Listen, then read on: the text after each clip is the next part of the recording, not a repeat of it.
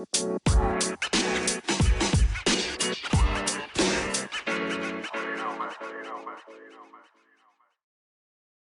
dokie, y'alls. Welcome back to the podcast. Welcome. Back to Tomboy Official. I'm over here trying to record. We're gonna talk about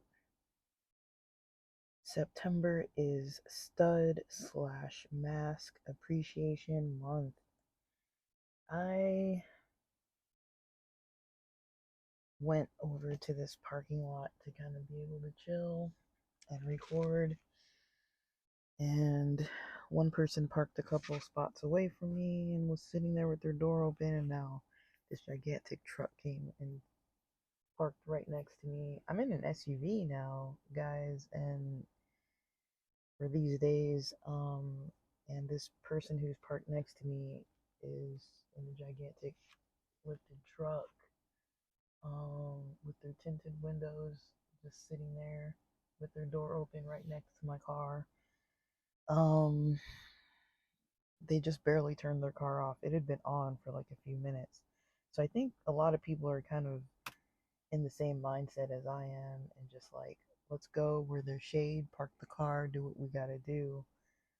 So I don't know how much this is gonna interrupt this recording. I left the house to record with more space, and so that was my intention. And now it kind of feels like I'm kind of gonna be sitting here recording with almost an audience. So yeah, if you check out Stud Model Project, I mean, I would. It says Stud Model Project, Atlanta, Georgia. I'm subscribing. Oh no, payment processing. I don't want a payment. Instagram subscriptions, $2.99 a month. I don't want to subscribe to pay.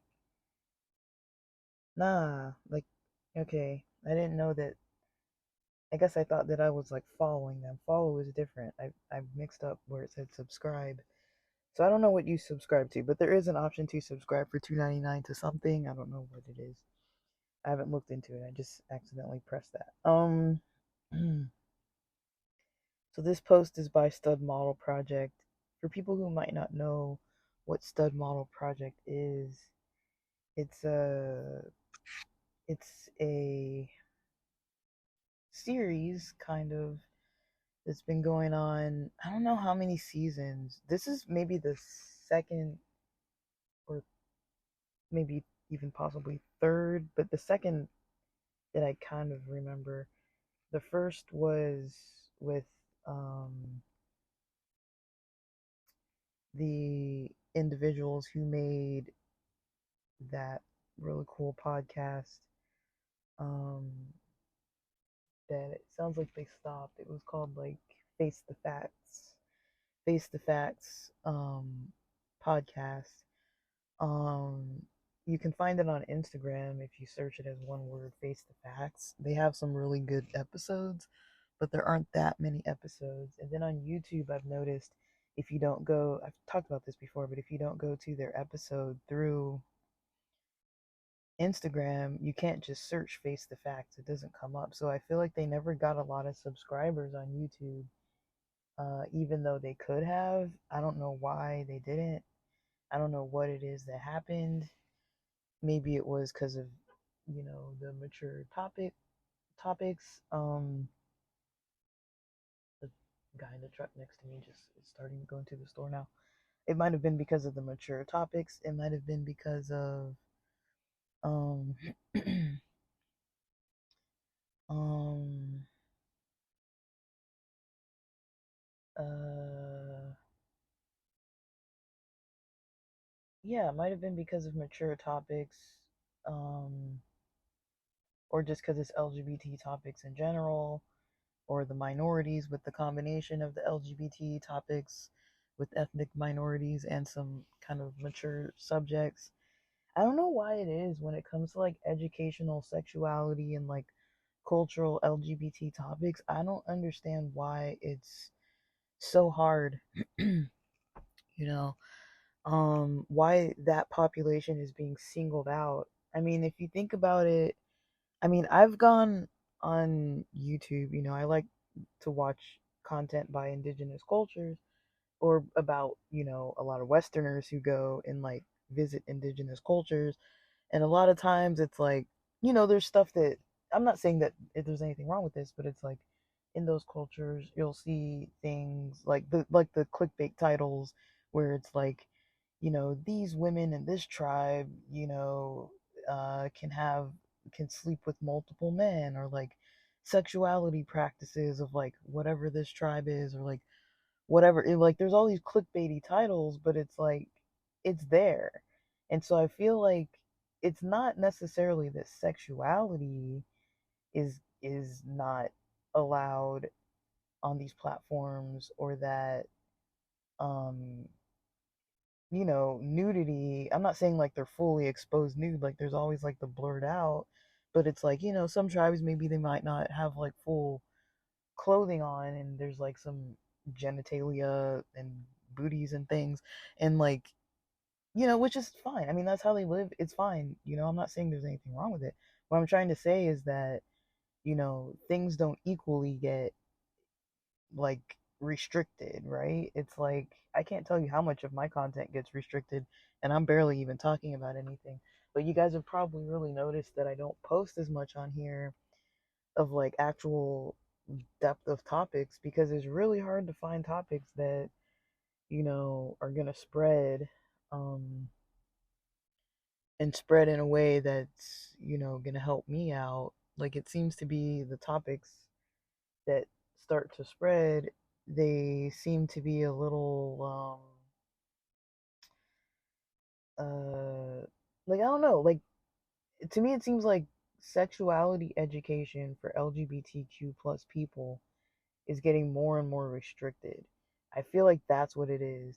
And then you add layers of like any type of like, you know, thing that might not be fully clothed, like dancers who are dancing in like a bra and maybe shorts or something like that, or like, with a sports bra, or like they have things covered, but it's like, you know, that can be considered too sexual, where it's like, straight couples can like review lingerie, if they don't say that it's like particularly for LGBT culture or whatever, like, you can have women online reviewing like underwear and things like that. So it's kind of weird that it's not like, equal. It kind of depends um which niche, which group you're kind of tailoring content towards, what's going to actually get promoted. So I've kind of noticed that, and that's kind of one thing that I think might have unfortunately happened to Face the Facts podcast. It was really good, but people couldn't really find it on YouTube. You couldn't search it on YouTube, and so if you didn't come through Instagram, you're probably not going to find it. Um, I don't remember how I came across their first episode, but I think it started happening from their first episode because I remembered it then. And I don't think all their episodes were even about sexual topics. So I don't really know. Like it's just weird to me. I'm like I've seen way more graphic and mature content than that. Like even if you watch like Showtime and HBO and all that kind of stuff, it's far more, intense. So I don't really know. I don't know. That's not really what I'm totally trying to talk about, but it's like it's something to keep in mind because there's a lot of people out there that are creating content nowadays, but it's hard to make it so people like all the listeners or viewers can find the actual content. Like, unless you know exactly what to look for, or someone sends you a link, or you go exactly to like the platform that is able to kind of like hold on to the content, it's hard to just like pop back and forth between platforms. And so I don't know, they're screwing with people's money, and I don't really like that. That's what I don't like. Like I'm like, dude, they screwed with my money, and I don't really like that. And what are you gonna do? But okay, so they say September is Stud Masc Appreciation Month. The person they're talking about on here is at Twitch underscore, I don't know if it's Days or Daisy. So at Twitch underscore DAIZE. It says hello. Sorry, it says my name is Nikki, NICQUE. I don't know. Also known as Twitch. I'm a veteran from Columbus, Ohio, but Atlanta and the surrounding areas have been my home recently. I've been modeling for a little over a year now, and I have hit the ground running since. I am an all around creative from modeling, acting, photography, and more.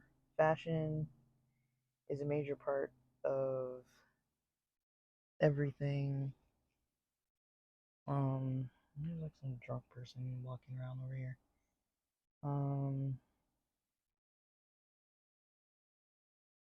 There was some drunk guy who came staggering around the side of the building, and I think he saw that I was like over here. Dude, people hang out here. It's weird. Like, I'm in like a shopping center parking lot, and I try to park over on the side because it's a tall building, and I try to park on the shaded side of the building, and it's like I feel like other people have caught on, and other people just like to hang out here too.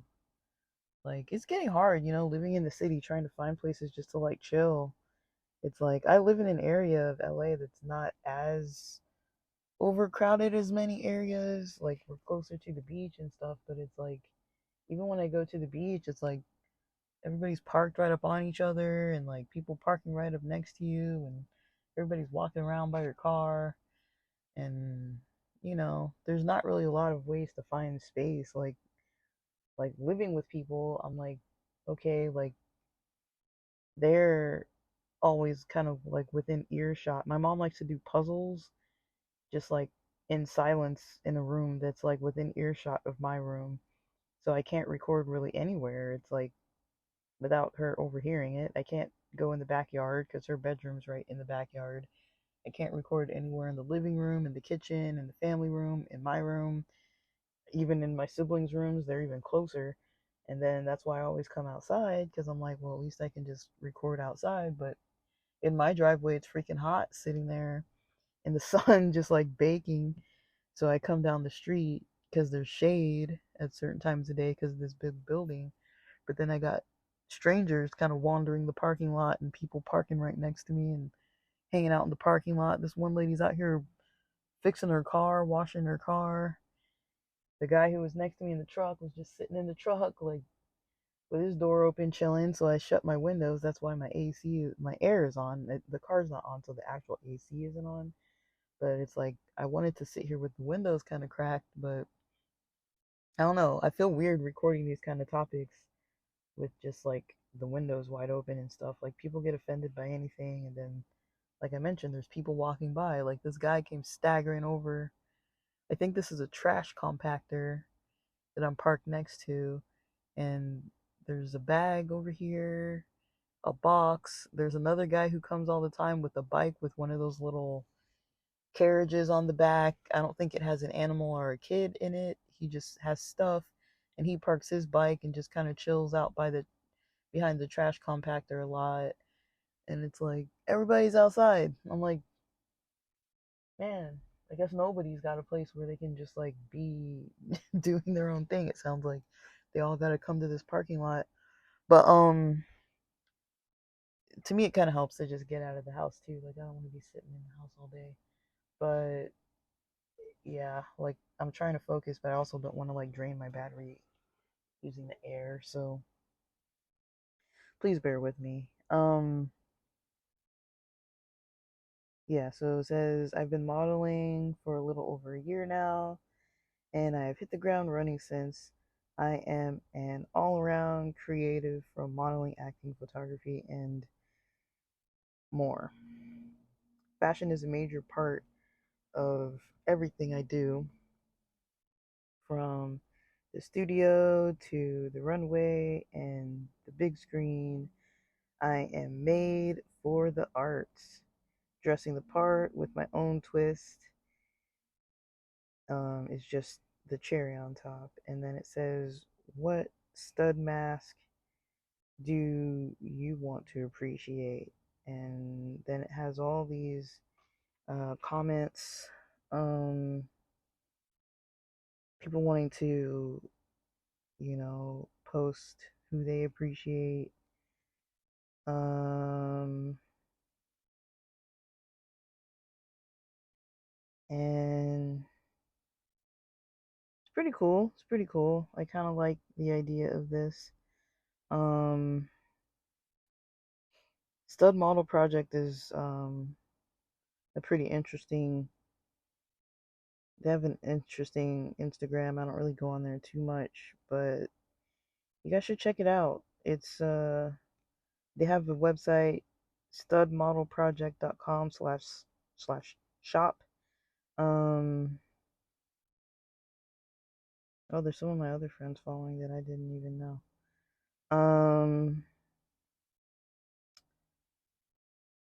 But yeah, my friend is the one who alerted me to this because I had no idea. I did not know this was going on. They have Stud Model Project. Join the wait list. You can shop. They've got pictures. Um, they've got a digital copy you could download to buy a lot of these volumes, these digital volumes. I don't know what's in them. Let me see. One's 24. They have wall calendars, $24. It looks like magazines or something for $10 or so.